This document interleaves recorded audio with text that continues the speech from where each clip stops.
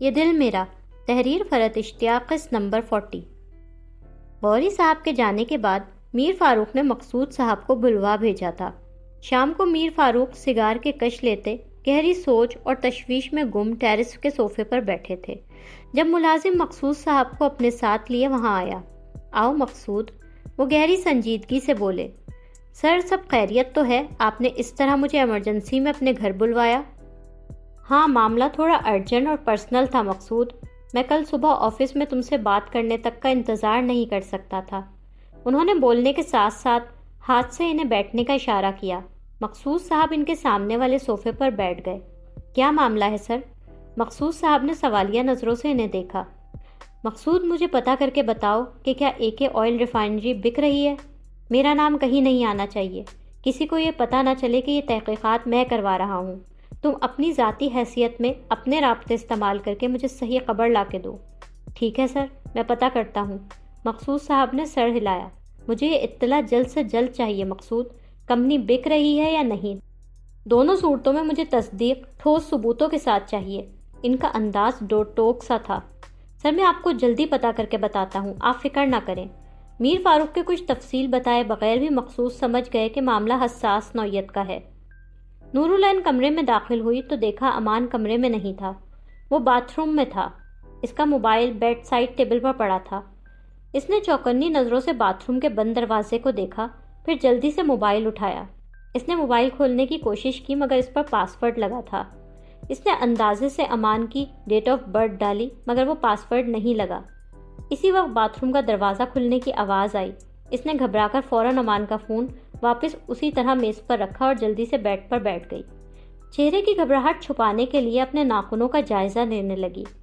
امان باہر نکلا۔ اسے اس طرح بیٹھا دیکھ کر وہ حیران ہوا۔ کیا ہوا؟ ہاتھوں کو کیوں گھور رہی ہو؟ اس نے حیرانگی سے پوچھا۔ اتنی دیر میں وہ اپنی بوکھلاہٹ پر قابو پا چکی تھی۔ میرا ایک ناخن ٹوٹ گیا، وہی دیکھ رہی تھی۔ سوچ رہی ہوں کل جا کے سیلون سے مینی پیڈی کرا کے آؤں۔ وہ سنجیدگی سے ناخن دیکھتے ہوئے بولی۔ ہوں۔ وہ کرتی کی آستین فولڈ کرتا بیڈ کی طرف آیا، بیڈ سائڈ ٹیبل سے اپنا موبائل اٹھایا اور بیڈ پر نیم دراز سا ہو گیا۔ چلی جاؤ، اچھا ہے، میں تو ویسے بھی کل سارا دن گھر پر نہیں ہوں گا، تم بوریت سے بچ جاؤ گی۔ موبائل کی طرف دیکھتا وہ لاپرواہی سے بولا۔ خیریت؟ کہاں جانا ہے تمہیں؟ نور العین نے اس کی طرف بغور دیکھا۔ ہاں خیریت ہے، کل مجھے صبح پلانٹ پر جانا ہے، وہاں ذرا زیادہ کام ہے، واپسی میں دیر ہو جائے گی، رات کا 1 بج جائے گا مجھے گھر واپس آتے آتے۔ وہ موبائل میں اپنے میسیجز چیک کرتا ہوا بولا۔ اوکے، صبح کب نکلنا ہے؟ جلدی نکلوں گا، صبح 5 بجے گھر سے چلا جاؤں گا۔ اس نے موبائل واپس سائڈ ٹیبل پر رکھا اور لیٹنے کے لیے تکیہ درست کیا۔ نور العین نے سر ہلایا۔ اس نے لیٹتے ہوئے ایک نظر امان کو بغور دیکھا۔ اب اس کا دل امان کے حوالے سے شکوک و شبہات کا شکار ہو چکا تھا، اس لیے کہ وہ اس کی کسی بھی بات پر یقین نہیں کر رہی تھی۔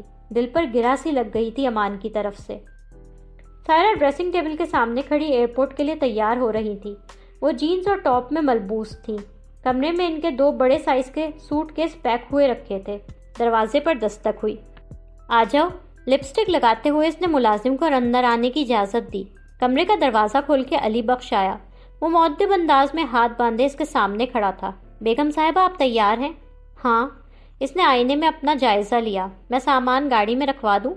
علی بخش نے پیک شدہ سوٹ کیس کو دیکھا۔ رکھوا دو، اس نے مصروف سا جواب دیا۔ علی بخش ایک ایک کر کے دونوں سوٹ کیس کمرے سے باہر نکالنے لگا۔ تم سامان گاڑی میں رکھواؤ، میں ذرا واش روم سے ہو کے آتی ہوں۔ علی بخش سے کہتی وہ واش روم کی جانب بڑھی۔ سوٹ کیس کمرے سے نکالتے علی بخش نے بظاہر ادب سے گردن ہلائی مگر وہ جانتا تھا سائرہ کو باتھ روم میں کیا کام تھا۔ سوٹ کیس ساتھ لیے وہ کمرے سے نکل گیا۔ سائرہ باتھ روم میں آئی۔ اس نے تیزی سے دروازہ بند کیا اور کیبنٹ کی طرف بڑھی۔ اس نے کریم کی ڈبیا جلدی سے کھولی۔ موبائل اپنی سابقہ حالت میں وہاں پڑا تھا۔ اس نے موبائل اپنی جینز کی پاکٹ میں ڈالا اور اوپر سے تھائیس تک آتا بلاؤز سیدھا کر کے جینز کے اوپر لے لیا۔ پھر مطمئن ہوتی وہ ڈبیا واپس بند کر کے باتھ روم سے نکلی۔ وہ پورچ میں آئی تو علی بخش گاڑی میں سامان رکھوا چکا تھا۔ پورچ میں اس کی گاڑی کے ساتھ ایک اور گاڑی بھی کھڑی تھی جس میں ایک نیا ڈرائیور بیٹھا تھا۔ یہ وہی شخص تھا جس سے علی بخش سائرہ کی جاسوسی کرواتا تھا مگر سائرہ کے لیے وہ ایک انجان اور نیا بندہ تھا۔ اس نئی گاڑی کے پاس گن سے مسلح گارڈ بھی کھڑا تھا۔ اس نے اس نئی گاڑی اور ڈرائیور کو حیرانگی سے دیکھا۔ وہ اپنی گاڑی کی طرف بڑھنے لگی تو علی بخش اس سے احترام سے بولا، بیگم صاحبہ، صاحب نے کہا ہے آپ اس دوسری گاڑی میں جائیں۔ کیوں بھائی، دوسری گاڑی میں کیوں؟ اس نے ناگواری سے بھویں اچکائیں۔ یہ نئی گاڑی ڈرائیور اور گارڈ آپ کے لیے صاحب نے بھجوائے ہیں۔ صاحب نے کہا ہے آپ کا اپنی گاڑی میں جانا خطرناک ہو سکتا ہے۔ اگر کوئی واقعی آپ کا پیچھا کرتا رہا ہے تو اسے آپ کے استعمال میں رہنے والی گاڑی کا بھی پتہ ہوگا۔ آپ کی حفاظت کے لیے صاحب نے بندوبست کیا ہے تاکہ کسی کی بھی نظروں میں آئے بغیر آپ ملک سے چلی جائیں۔ اس کی بات سن کر وہ بیزار ہوئی۔ میں آپ کی والی گاڑی میں آپ لوگوں کے پیچھے پیچھے آ رہا ہوں، وہ ہاتھ باندھے عاجزی سے بولا۔ اوکے، اس نے بیزاری سے منہ بگاڑا۔ دونوں سوٹ کیس تو تم نے گاڑی میں رکھ دیے ہیں نا؟ نئی گاڑی کی طرف قدم بڑھاتے اس نے پلٹ کے پوچھا۔ اسے پتہ ہی نہیں تھا تھوڑی دیر میں اس کے ساتھ ہونے کیا والا ہے۔ جی رکھ دیے ہیں، وہ میں آپ کی گاڑی میں رکھ کے لا رہا ہوں۔ ابھی علی بخش یہ بول ہی رہا تھا کہ اس کے موبائل پر میر فاروق کی کال آنے لگی۔ السلام علیکم صاحب، اس نے کال ریسیو کی۔ جی بیگم صاحبہ یہی ہیں، آپ بات کر لیں۔ سائرہ نے گردن گھما کے اس کو دیکھا۔ صاحب ہیں۔ علی بخش نے موبائل اس کی طرف احترام سے بڑھایا۔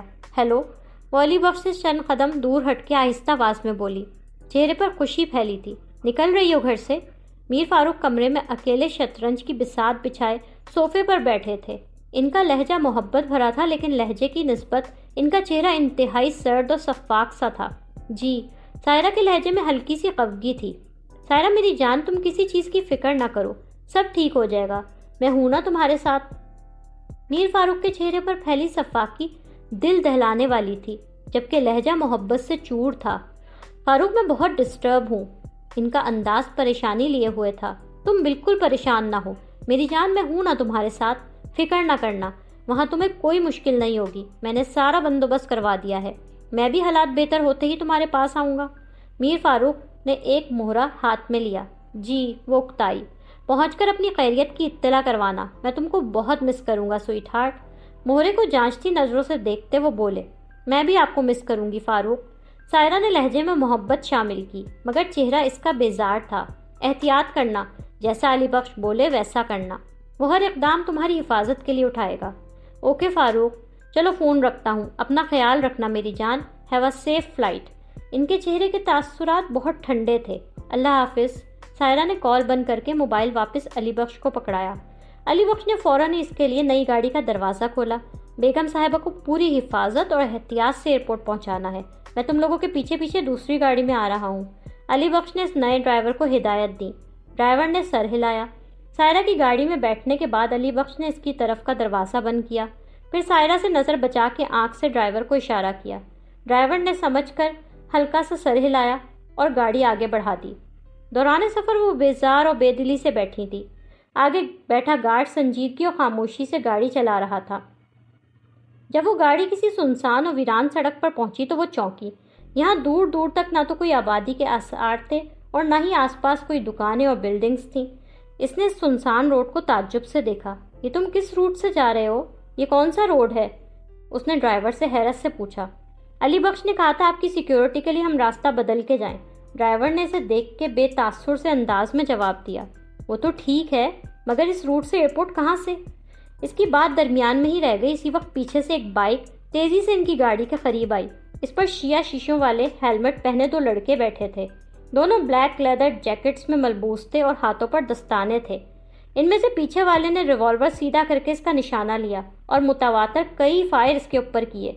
گاڑی کے شیشے ٹوٹے، اس کی چیخیں بلند ہوئیں۔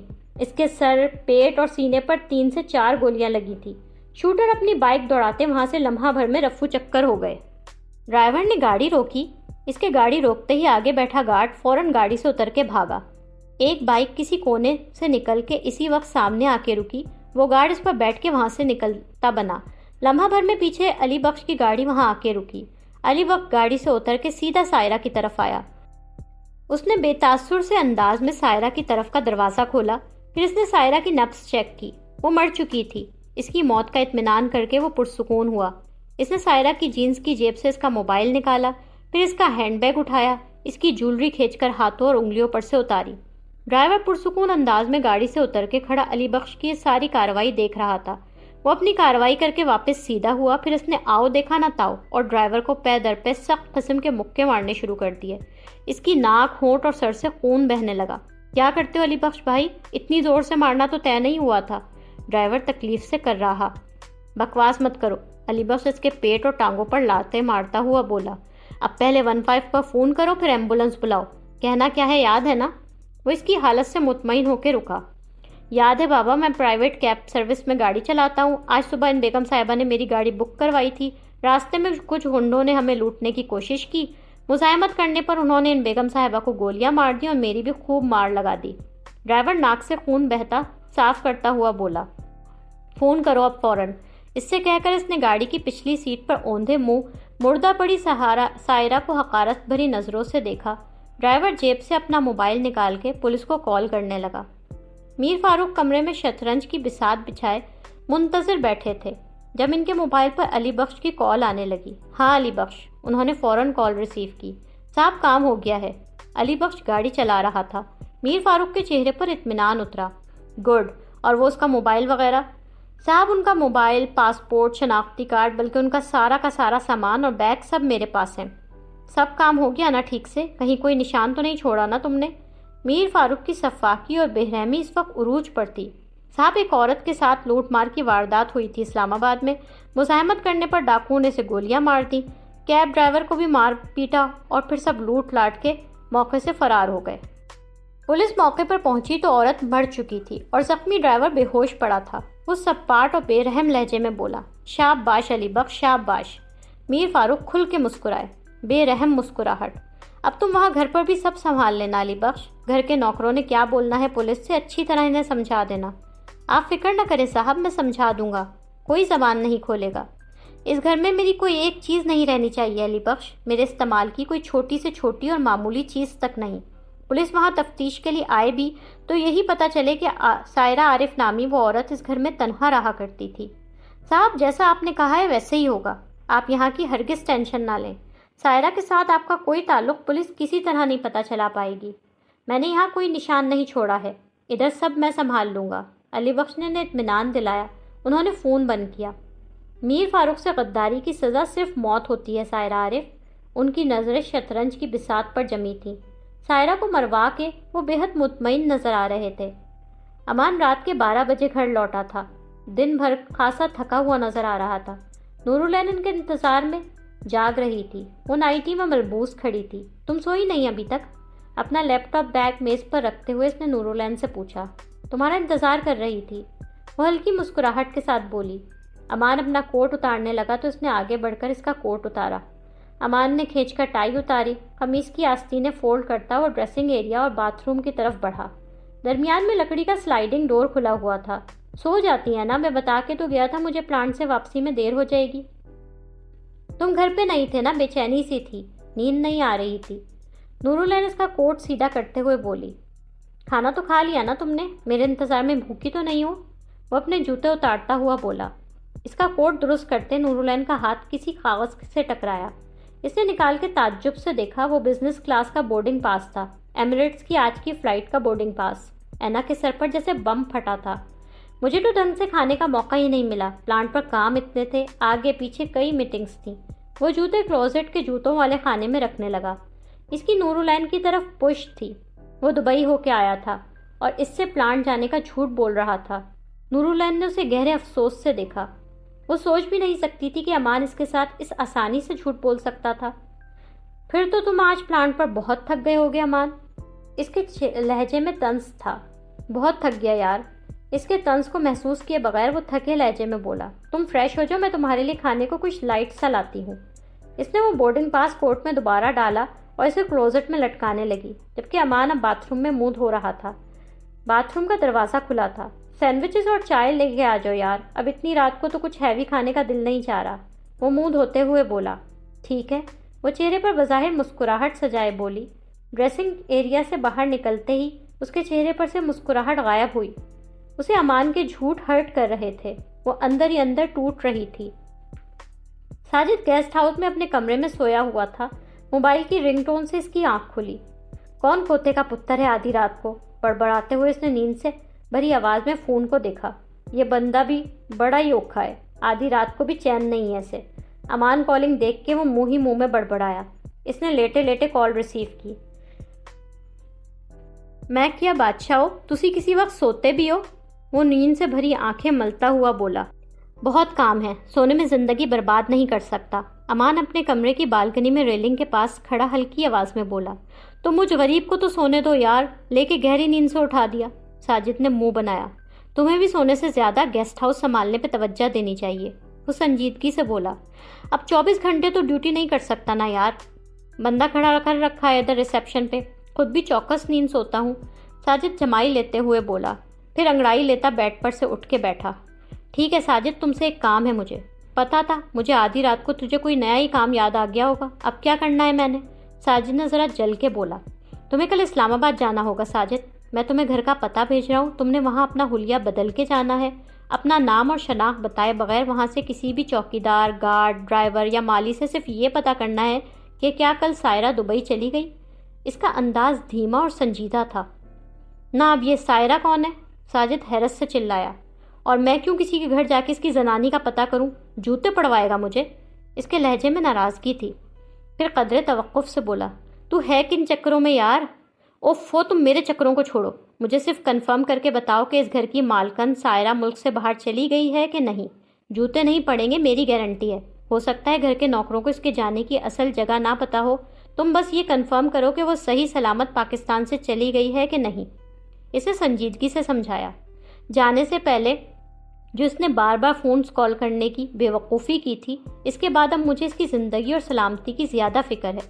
خدا جانے میرے علاوہ وہ کس کس کو بے وقوفی میں فون کالز کرتی رہتی تھی، اور خدا کرے وہ حفاظت سے دبئی پہنچ گئی ہو۔ آخری بات وہ زیر لب خود سے بولا تھا۔ اس کی دشمنی صرف میر فاروق سے اور نور العین سے تھی، ان دو لوگوں کے علاوہ کسی اور شخص کو کوئی نقصان پہنچتا وہ نہیں دیکھ سکتا تھا۔ تیری گرل فرینڈ تھی کیا؟ ساجد نے آنکھیں گھما کے پوچھا۔ بکواس نہ کر یار، وہ تو فکر ہی ایسی کر رہا ہے۔ اس نے دانت نکالے۔ مجھے فکر ایک انسانی جان کی ہے ساجد، اس بھیڑیے کی مکاریاں جانتے ہوئے بھی وہ احتیاط نہیں کر رہی، اس لیے مجھے سائرہ کی فکر ہے۔ تم بس کل کسی بھی طرح یہ کنفرم کر دو کہ وہ سیفلی پاکستان سے باہر جا چکی ہے۔ وہ جواباً سنجیدہ اور فکر سے بولا، ہوشیاری سے جانا، اپنا اصل نام کسی کو نہ بتانا، حلیہ بھی بالکل بدل کے جانا۔ اسی اسٹریٹ پر کوئی پتہ ڈھونڈنے کے بہانے بھی تم سائرہ کے گھر کے گارڈ یا چوکیدار سے بات چیت کر سکتے ہو۔ بات کرتے ہوئے اسے اپنے پیچھے بالکنی کا دروازہ کھلنے کی آواز آئی، تو اس نے مزید کچھ کہے بغیر فون بند کر دیا۔ ہاتھوں میں سینڈوچز اور چائے کی ٹرے پکڑے نور العین وہاں آئی تھی۔ بنوا کے لے آئی تم سینڈوچز اور چائے؟ ویسے اتنی چھوٹی موٹی کوکنگ تو اب تمہیں سیکھ ہی لینی چاہیے۔ وہ نور العین کے ہاتھ میں پکڑی ٹرے کو دیکھ کے مسکرایا۔ سیکھ لوں گی۔ نور العین نے اسے گہری نظروں سے دیکھا۔ تم اتنی رات کو کس سے بات کر رہے تھے؟ نہ چاہتے ہوئے بھی اس نے اس بار طنزیہ پوچھا۔ تم تو ایسے شک کر رہی ہو جیسے میں اپنی گرل فرینڈ سے بات کر رہا تھا۔ وہ جواباً ہنس کے بولا، ہو بھی سکتا ہے تمہاری کوئی گرل فرینڈ ہو۔ اس نے براہ راست اس کی آنکھوں میں دیکھا۔ میری بس ایک ہی گرل فرینڈ ہے، نور العین، میری زندگی۔ وہ اس کی طرف جھک کے محبت سے بولا، تم نے میرے سوال کا جواب نہیں دیا۔ اس نے اسی سنجیدگی سے اپنا سوال دہرایا، وہ جیسے اس کے رومانٹک انداز سے ہرگز متاثر نہیں ہوئی تھی۔ انگلینڈ سے ایک دوست کی کال تھی یار، وہ لاپرواہی سے بولا۔ ٹائم ڈفرنس کی وجہ سے بعض دفعہ وہاں کے دوست اور آفس والے غلط وقت پر بھی کال کر لیتے ہیں۔ اس نے نور العین کے ہاتھ سے ٹرے پکڑ کر میز پر رکھی، پھر مسکرا کے اس کے ہاتھ تھامتے ہوئے اسے کرسی پر بٹھانے لگا۔ نور العین کا چہرہ سنجیدہ اور آنکھوں میں شک تھا۔ وہ اب اس کی کسی بات کا یقین نہیں کر سکتی تھی۔ رات کا آخری پہر تھا، کمرے میں اندھیرا اور خاموشی پھیلی تھی۔ وہ بیڈ کی ایک طرف لیٹی ہوئی تھی، نیند اس کی آنکھوں سے دور تھی، جبکہ امان دوسری طرف گہری نیند سو رہا تھا۔ اس نے کروٹ بدلی۔ امان کا پرکشش اور ہینڈسم چہرہ اس کی نگاہوں کے سامنے تھا۔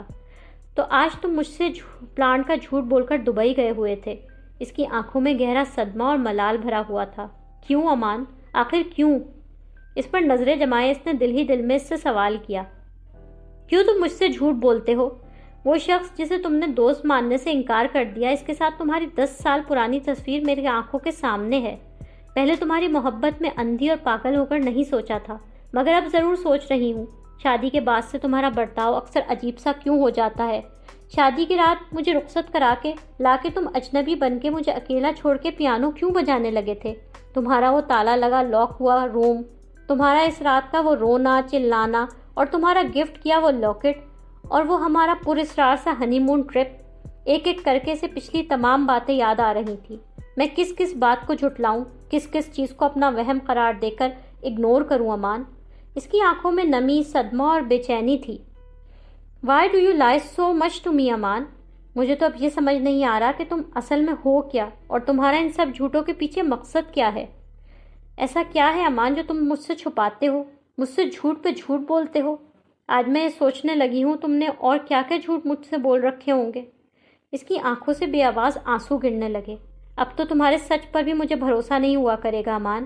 ہمارے رشتے کی سچائی اور خوبصورتی کو اپنے جھوٹ سے داغدار کر دیا ہے تم نے۔ میں نے تم سے اپنی جان سے زیادہ محبت کی۔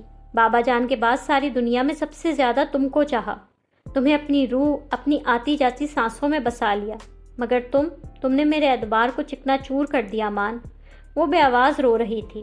اس کی آنکھوں سے گرتے آنسو تکیے میں جذب ہو رہے تھے۔ وہ ساری رات جاگتی رہی۔ امان کے جھوٹ اور فریب اسے رلاتے رہے۔ اگلی صبح بھی ویسی ہی وہ اداس اور بوجھل تھی۔ وہ لاؤنج میں افسردہ اور خاموش سی بیٹھی تھی۔ امان خوب لمبی نیند سو کے اٹھا اور بڑا پرسکون اور مطمئن سا اس کے پاس لاؤنج میں آیا۔ گڈ آفٹر نون سویٹ ہارٹ، آج تو خوب سویا ہوں میں، تم نے بھی نہیں اٹھایا مجھے۔ میں نے سوچا کل تم پلانٹ پر بہت تھکے ہوئے تھے، اچھا ہے نیند پوری کر کے اٹھو۔ وہ اس کی طرف دیکھ کے سنجیدگی سے بولی۔ اس کا لہجہ جتاتا ہوا سا تھا۔ ہاں یار، پلانٹ پر تھکن تو بہت زیادہ ہو گئی تھی۔ وہ مسکرا کے بولتے ہوئے اس کے پاس صوفے پر بیٹھ گیا۔ وہ اس کے جھوٹ پر ہر بار نئے سرے سے ہرٹ ہوتی تھی، ابھی بھی ہوئی تھی، اس لیے فوراً اس کے پاس سے اٹھ گئی۔ کھانا لگواؤں؟ تھوڑی دیر ٹھہر کے۔ ایسا کرو تم مجھے پہلے ایک کپ چائے پلوا دو، امان نے کہتے ہوئے سامنے میز پر رکھے اخبار کو اٹھایا اور اس پر سرسری نظر دوڑانے لگا۔ اوکے۔ وہ کچن کی جانب بڑھ گئی۔ کچھ منٹ بعد وہ اس کے لیے چائے کا مگ لے کے آئی تو امان اخبار سے فارغ ہو چکا تھا۔ اپنی جیب سے موبائل نکال کر وہ اسے کھولنے لگا۔ امان چائے۔ اس کی طرف چائے کا مگ پکڑانے کے بہانے وہ تھوڑا سا جھکی۔ امان نے تیزی سے 4 ہندسوں کا پاس ورڈ ڈال کر موبائل کھولا، جسے اس نے دیکھ لیا۔ تھینکس، رکھ دو، میں بھی لیتا ہوں۔ نظریں موبائل پر جمائے وہ سرسری انداز میں بولا۔ مگ بیس پر رکھ کر وہ امان کے برابر خاموشی سے بیٹھ گئی۔ ابھی وہ بیٹھی ہی تھی کہ امان کا موبائل بجنے لگا۔ اس نے کنکھیوں سے امان کے موبائل اسکرین کو دیکھا۔ اسکرین پر ساجد کالنگ لکھا آ رہا تھا۔ وہ اپنا چائے کا مگ ہاتھ میں لیے کال ریسیو کرنے کے لیے وہاں سے اٹھا اور سیڑھیاں چڑھ گیا۔ وہ گہری مشکوک نظروں سے اسے وہاں سے جاتا دیکھ رہی تھی۔ وہ چائے کا مگ ہاتھ میں پکڑے کمرے میں آیا۔ تم اسلام آباد گئے؟ اسے ساجد سے بےتابی سے پوچھا۔ میں اسلام آباد میں ہی ہوں امان، صبح سویرے ہی مری سے نکل گیا تھا، ساجد سنجیدگی سے بولا۔ پھر کیا پتہ چلا سائرہ کے گھر سے؟ وہ اپنے مطلب کی بات پر آیا۔ یار ادھر سے تو بڑی بری خبر ملی ہے۔ ساجد کے لہجے میں افسوس تھا۔ کیا پتہ چلا ساجد؟ وہ بری طرح چونکا۔ یار یہ تیری سائرہ جو کوئی بھی تھی، اس کا قتل ہو گیا ہے کل۔ ساجد نے جیسے اس کے سر پر دھماکہ کیا۔ کیا؟ کب؟ کیسے؟ اس کا دل جیسے اندر ہی اندر بیٹھ سا گیا۔ یہ کیا ہو گیا تھا؟ یہ ہرگز نہیں ہونا چاہیے تھا۔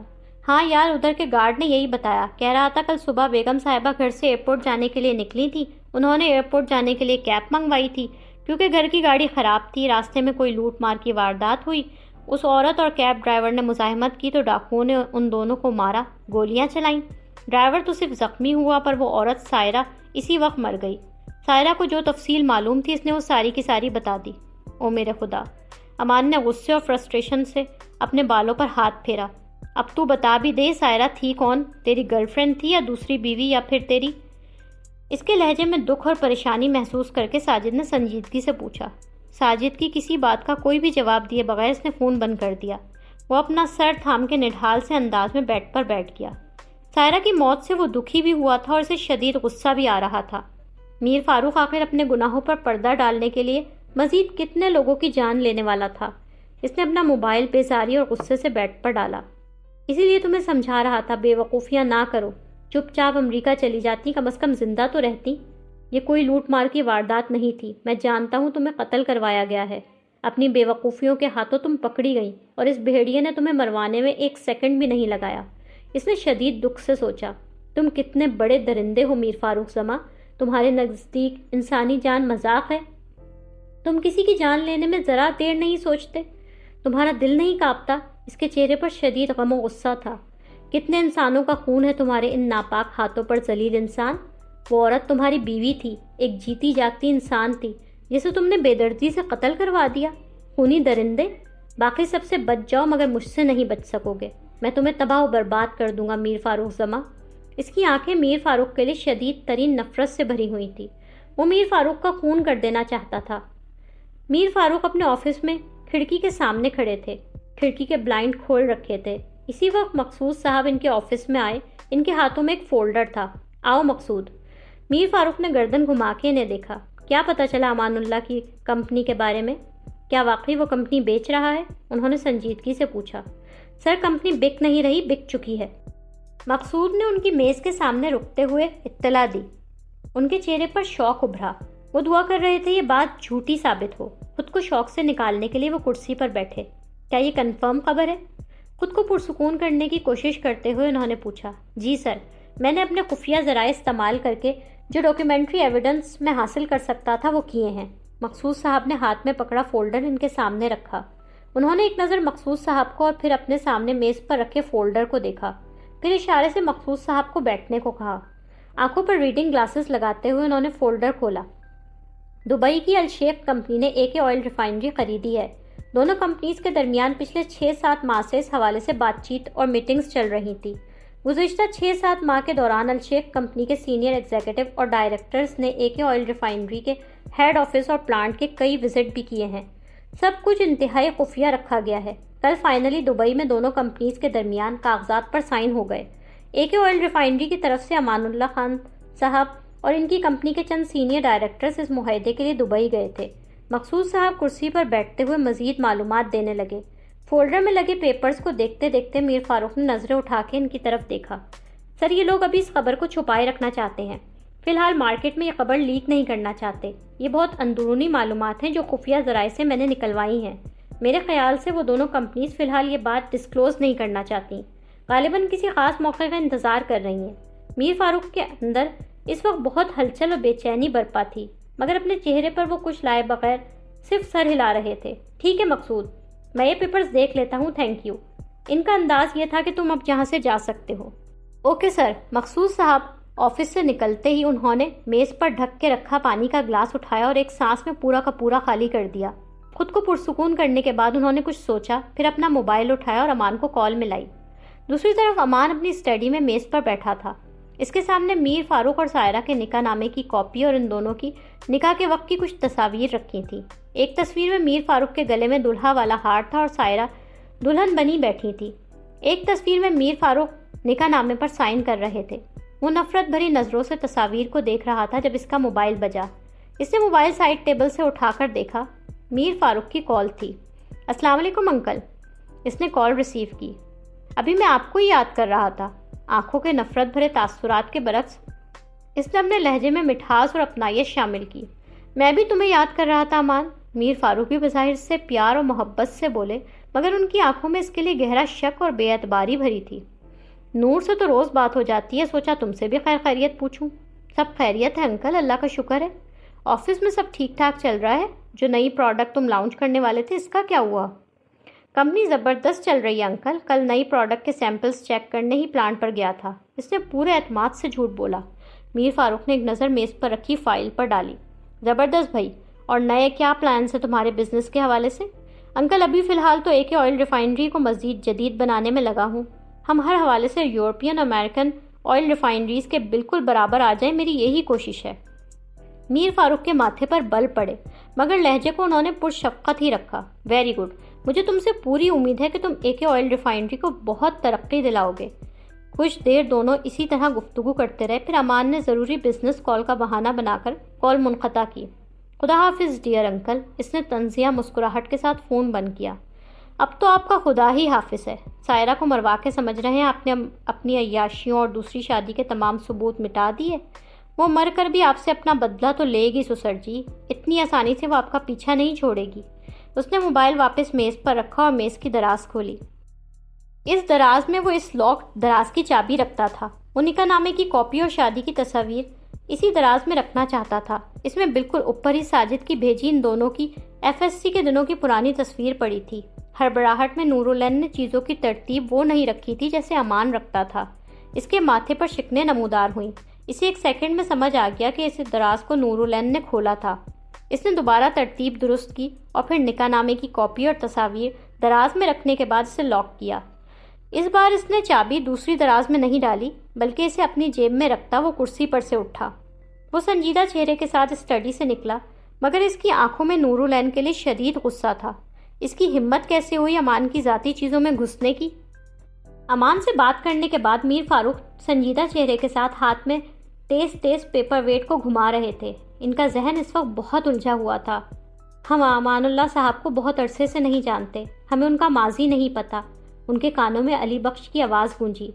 پتہ نہیں مجھے یہ بات بولنی چاہیے یا نہیں، مگر میں ان سے جب بھی ملا ہوں مجھے ایسا کیوں لگتا ہے کہ جیسے وہ نظر آتے ہیں ویسے ہیں نہیں۔ جیسے جیسے انہیں علی بخش کی باتیں یاد آ رہی تھیں ان کے ماتھے پر لکیریں گہری ہوتی جا رہی تھیں۔ شاید یہ میرا وہم ہو، مگر مجھے لگتا ہے کہ ان کے چہرے پر جو نظر آتا ہے وہ دل میں نہیں ہے۔ کچھ پراسرار سے لگتے ہیں وہ مجھے۔ انہیں اس وقت یہ احساس ہوا کہ نور العین کا رشتہ طے کرتے وقت انہیں علی بخش کی باتوں پر دھیان دینا چاہیے تھا، اس کی باتوں کو اہمیت دینی چاہیے تھی۔ انہوں نے چند لمحے کچھ سوچا، پھر اپنا موبائل اٹھایا اور کال ملاتے اپنی کرسی پر سے اٹھے۔ ہیلو۔ وہ آفس کی کھڑکی کے سامنے کھڑے تھے۔ ان کے آفس کے ٹاپ فلور سے باہر کا منظر دکھائی دے رہا تھا۔ نیچے سڑک پر ٹریفک رواں دواں تھا۔ ہاں میں بات کر رہا ہوں، وہ آہستہ آواز میں بولے۔ میں تمہیں امان اللہ خان نام کا ایک شخص کی پوری تفصیلات ای میل کر رہا ہوں۔ یہ پہلے انگلینڈ میں رہتا تھا، کچھ عرصے پہلے ہی پاکستان میں سیٹل ہوا ہے، یہاں آئل ریفائنری خریدی ہے۔ وہ سب پارٹ اور ایڈ جذباتی انداز میں بول رہے تھے۔ مجھے اس کے بارے میں سب کچھ پتہ کر کے بتاؤ، اس کا پورا ماضی، اس کا بچپن، اس کے پیرنٹس، اس کی اسکول لائف، کالج لائف، اس کے دوست، اس کی زندگی کے ہر دور کی تفصیلات مجھے چاہیے۔ اس کی زندگی کا کوئی گوشہ بھی مجھ سے چھپا نہ رہے۔ انگلینڈ مائیگریٹ کرنے سے پہلے اس کا پاکستان میں گزرا بچپن۔ بولتے ہوئے انہوں نے ایک لمحے کا توقف کیا۔ اس کے پیرنٹس کی جس ایئر کریش میں ڈیتھ ہوئی، اس کی تفصیل، لندن میں اپنے جن چچا چچی کے پاس یہ رہا، ان کے بارے میں ہر بات۔ ان شارٹ مجھے امان اللہ خان کی کمپلیٹ لائف ہسٹری چاہیے۔ ان کا لہجہ سنجیدہ تھا مگر آنکھوں میں بے چینی بھری تھی۔ ان کے دل میں امان کے حوالے سے کھٹک اور بے اعتباری پیدا ہو گئی تھی۔ اگر وہ انہیں بتائے بغیر ان سے جھوٹ بول کر خفیہ طور پر اپنی کمپنی بیچ چکا تھا، تو پھر آخر اس نے اور کیا کیا جھوٹ ان سے بول رکھے تھے؟ تمہیں اس کام میں 15 دن لگیں یا مہینہ، مگر مجھے امان اللہ خان کے بارے میں مکمل معلومات لا کے دو۔ سارا کام خاموشی اور رازداری سے ہونا چاہیے۔ امان اللہ کو اس کی بھنک بھی نہ پڑے۔ وہ پریشان تھے، کہیں نہ کچھ تو گڑبڑ ہے۔ My gut feeling is telling me something is not right۔ بات مکمل کر کے انہوں نے کال بند کی۔ وہ شدید بے چین اور مضطرب تھے۔ وہ دل ہی دل میں دعا کر رہے تھے کہ امان پر ان کے سب شک غلط ثابت ہوں اور وہ بالکل ایماندار، سچا اور نیک ثابت ہو، کیونکہ وہ ان کا داماد تھا، ان کی لاڈلی، پیاری اور جان سے عزیز نور العین کا شوہر تھا۔ لائک، کامنٹس، شیئر کریں اور تازہ ترین اپڈیٹس کے لیے سبسکرائب کریں۔